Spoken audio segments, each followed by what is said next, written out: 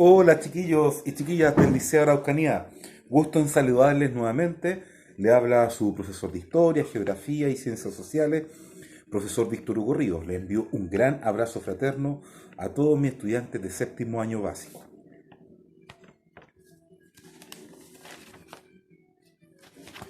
Bien, inicio de la clase. ¿Sí? Ya.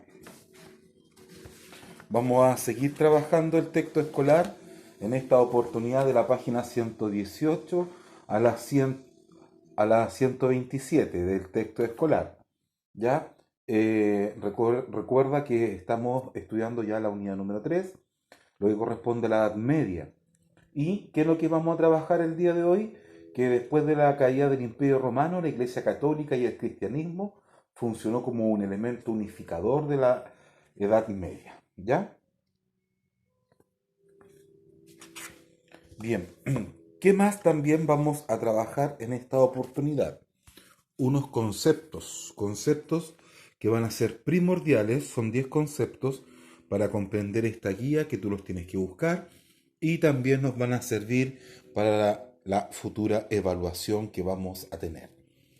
Bueno, el primer concepto que vamos a trabajar, el concepto de Imperio Romano, el concepto de Iglesia Católica, el concepto de cristianismo, el concepto de quién fue el emperador Constantino. Número 5, ¿qué son los concilios? Número 6, pueblos germánicos. Número 7, bárbaros. Número 8, Edad Media. Número 9, herejía. Y número 10, paganismo. ¿Ya? Estos conceptos tienes que buscarlos porque después los vamos a transformar para un cuestionario. ¿Sí? Ya. Bien. También, ¿qué vamos a trabajar en esta oportunidad? La guía de la plataforma sanramon.netclat.cl. Vas a ingresar en esta oportunidad a la unidad número 3, como aparece allí, ¿sí? Y vamos a descargar la unidad número 2, como aparece acá. Esto se escribe en el cuaderno, al igual que el objetivo, que en este caso dice, explican el rol que tuvo la Iglesia Católica y el cristianismo como elementos de unificación en Europa, ¿ya? Después de la caída del Imperio Romano, al inicio de la Edad Media. ¿Bien? ¿Qué más también se escribe en el cuaderno?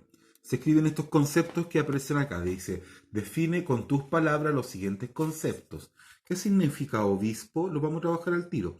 El obispo es un alto grado dentro de la carrera que tienen los sacerdotes, ¿ya?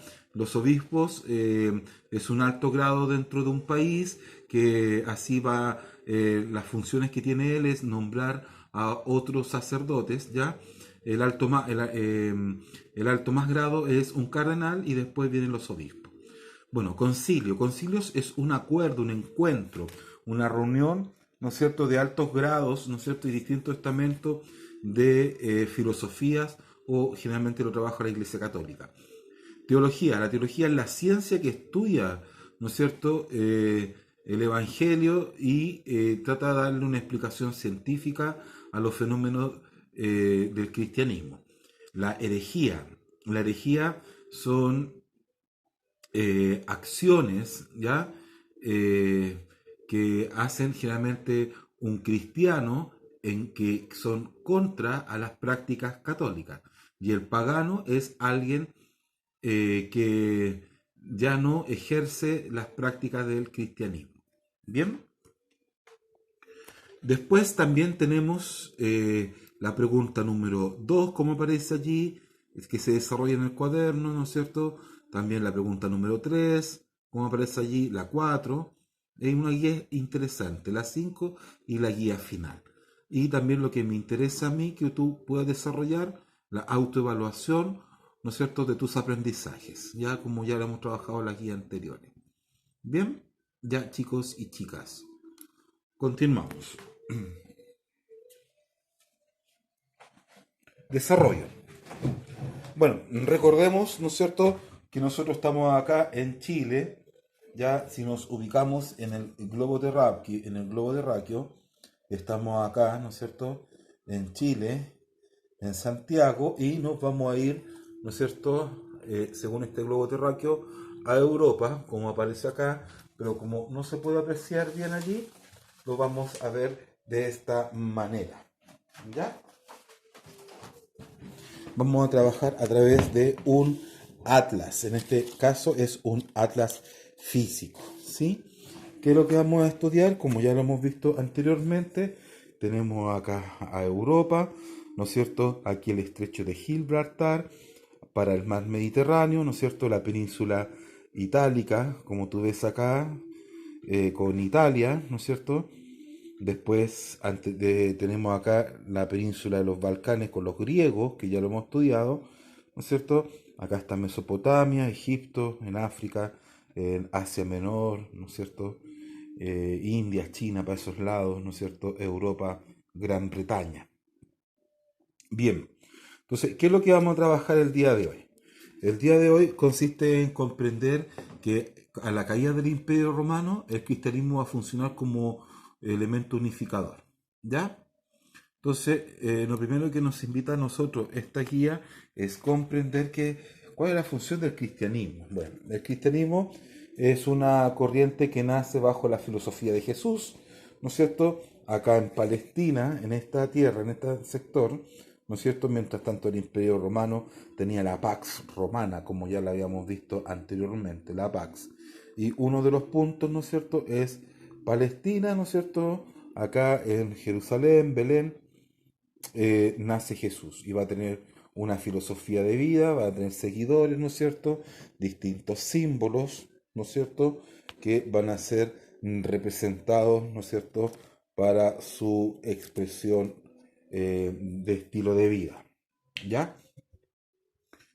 Uno de los símbolos más importantes también que va a tener es el pez, como tú ves allí.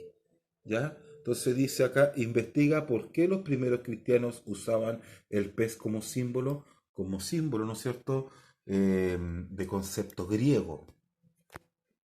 Bueno, los cristianos en este imperio romano, ¿no es cierto?, aquí estamos viendo una cruz germana, los romanos, quienes estaban en este caso gobernados, ¿no es cierto?, por Augusto, ¿no es cierto?, Octavio, en realidad su nombre, y vamos a tener que su gran imperio había llegado, ¿no es cierto?, a todos los confines de esta Pax Romana, pero vamos a tomar que a los cristianos los tomaban dentro, ¿no es cierto?, eh, como subversivos dentro del Imperio Romano, por tener otra filosofía, creer en un monoteísmo, en un solo Dios, mientras tanto que los romanos creían en varios dioses.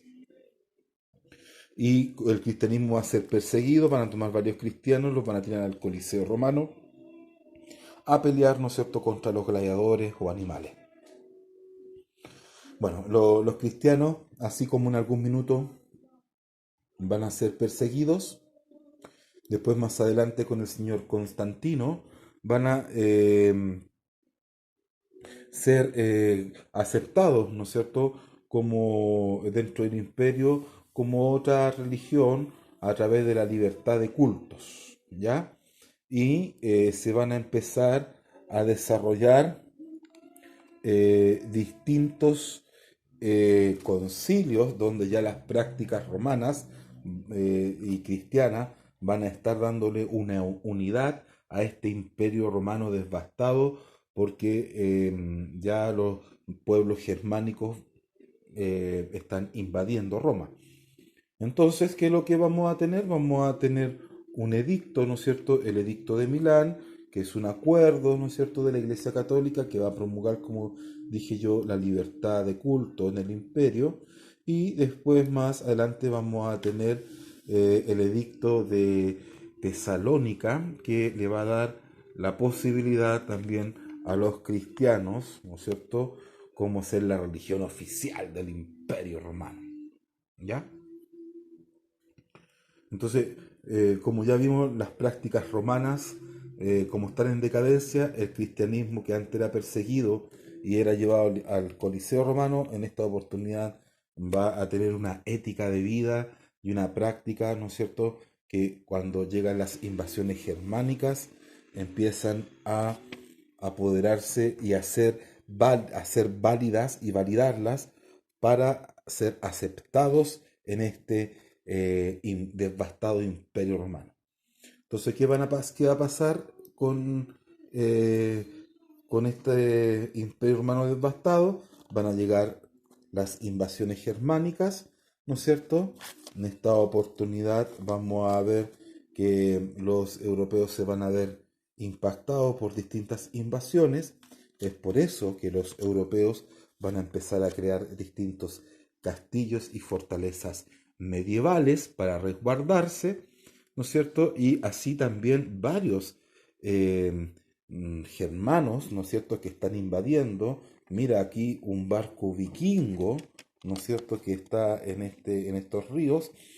Estos germánicos se van a empezar a bautizar por las prácticas cristianas para validarse como emperadores, ¿no es cierto?, y reyes en realidad de este devastado imperio romano, y van a crear los distintos reinos, ¿no es cierto?, que van a dar actualmente los distintos nombres a los distintos países, ¿ya? El reino franco en Francia, el reino de los visigodos, ¿no es cierto?, en España, de los ostrogodos en Portugal, Italia, ¿no es cierto?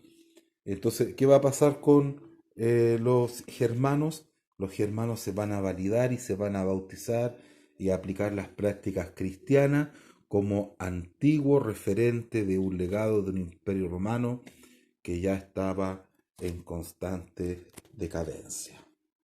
¿Ya? Entonces tenemos la pregunta número 3 que dice, ¿por qué podemos decir que los obispos reemplazan a las autoridades romanas durante las invasiones germánicas? ¿No es cierto? Los obispos van a empezar a nombrar reyes, ¿no es cierto?, a los eh, invasores germánicos, ya para ser validados dentro de las prácticas romanas. ¿Ya? Finalmente, la pregunta número 5 dice, investiga acerca del Papa León I, como dice acá, y la leyenda de cómo protegió a Roma de la invasión de los hunos liderados por Atila. Actividad final, luego de leer esta guía, nombra dos grandes roles que cumplió la Iglesia Católica durante la caída del Imperio Romano y las invasiones germánicas. Bien, como actividad final. Cierre de la clase.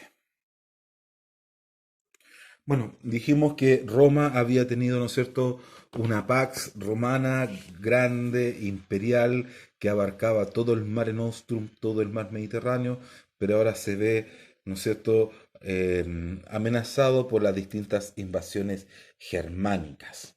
¿Ya? Además, el cristianismo va a jugar un rol súper importante porque va a dar una unidad a este imperio romano que ya está devastado. Entonces, cuando llegan las invasiones germánicas sobre el cristianismo, va a tomar como herencia a este imperio que alguna vez fue importante para Europa.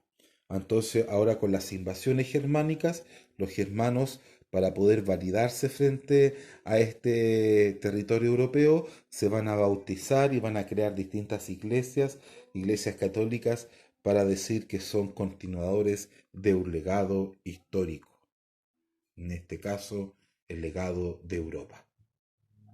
Ya chicos, continuamos. Chao, chao.